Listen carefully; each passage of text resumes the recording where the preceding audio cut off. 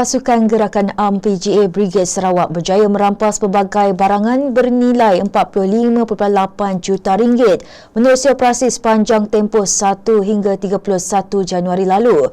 Menerusi operasi dilaksanakan itu, sebanyak 55 kes direkodkan dengan jumlah tangkapan seramai 57 suspek melibatkan warga tempatan dan warga asing.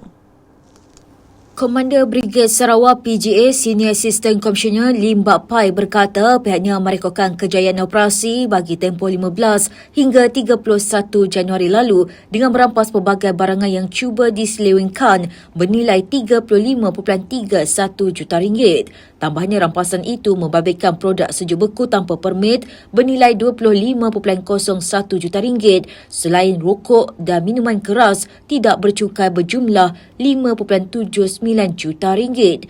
Turut dirampas barang kawalan dan keperluan asas bernilai 1.17 juta ringgit termasuk bawang putih, gula, tong gas LPG dan beras. PGA juga menumpaskan aktiviti pembalakan haram dengan rampasan kayu balak bernilai RM425,000 serta merampas mercun dan bunga api tanpa permit sah bernilai RM2.21 juta.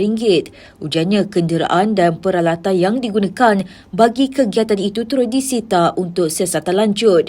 Katanya rampasan yang dibuat di seluruh Sarawak itu dijayakan menerusi Obstarin Alpha, Bravo, Charlie, Chiller, Batas atau Awas dan Libas.